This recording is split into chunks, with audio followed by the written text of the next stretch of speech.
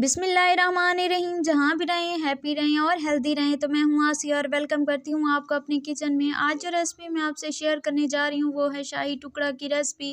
इतनी ही आसानी से बन के तैयार हो जाएगी कि अगर आपके घर में कोई मेहमान आ जाते हैं तो आप इसे झटपट से जल्दी से तैयार कर लेंगे और जो एक मरतबा खाएगा बार बार फरमाइश करेगा कि हमें वही शाही टुकड़ा बना कर खिलाओ।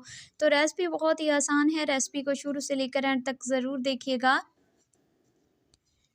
सबसे पहले मैंने एक बर्तन ले लिया है। बर्तन में 1 किलो के करीब दूध है, वो मैं इसमें शामिल कर दूंगी। दूध गर्म हो चुका है तो उसी स्टेज पर 4 से 5 अदद छोटे वाली इलायची हैं वो शामिल कर दूंगी। उसके बाद हाफ कप के करीब मेरे पास ताज़े वाला दूध है, उसमें मैं वनीला कस्टर्ड का साशे है वो शामिल कर दूंगी। इसे मिक्स करके एक साइड पे रख दूंगी।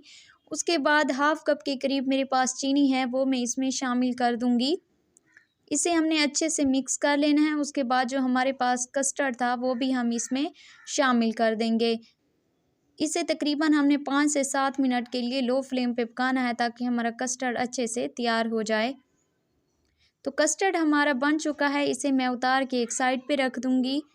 उसके बाद मैं एक दूसरी पतीली ले लूँगी, उसमें हाफ कप के करीब चीनी ऐड करूँगी और थोड़ा सा पानी, हाफ कप के करीब पानी भी इसमें शामिल कर दूँगी। इसकी हमने थोड़ी सी जो है पतली सी चाशनी बना लेनी है। 1 तार या 2 तार वाली चाशनी हमें नहीं चाहिए। बस चीनी हमारी घुल चुकी है पानी में तो उसी ही स्टेज पर मेरे पास थोड़ा सा फूड कलर है, ज़र्दा कलर, इसमें मैं हल्का सा पानी ऐड करूँगी और इसे हमने जो है मिक्स करके इसमें शामिल कर देना है।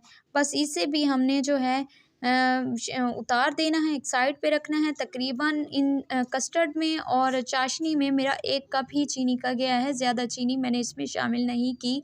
उसके बाद मैं एक डिश ले लूँगी। ये हमारे पास पापे हैं चाय वाले जो आसानी से किसी भी बेकरी से मिल जाते हैं। इसकी एक लेयर लगाऊंगी और उसके बाद ये चाशनी की एक चाशनी जो है इसके ऊपर ऐड करती जाऊंगी। उसके बाद हमारे पास जो कस्टर्ड था ये ठंडा हो चुका है तो इसकी भी एक लेयर पापों के ऊपर मैं शामिल कर दूंगी।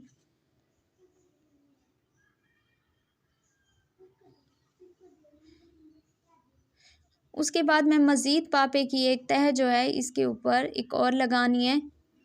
बस इसके ऊपर हम कस्टर्ड शामिल कर देंगे और हमने बादाम और पिस्ता की गार्निश कर देनी है। तो बहुत ही मज़ेदार सा हमारा शाही टुकड़ा तैयार हो चुका है। मैं उम्मीद करती हूँ ये रेसिपी आप सबको बहुत ज़्यादा पसंद आई होगी। अगर रेसिपी पसंद आए तो लाइक कर दें, चैनल को सब्सक्राइब कर दें। अपना बहुत सारा ख्याल रखिएगा। आसिया को अपनी दुआओं में याद रखिएगा। अल्लाह निगहबान।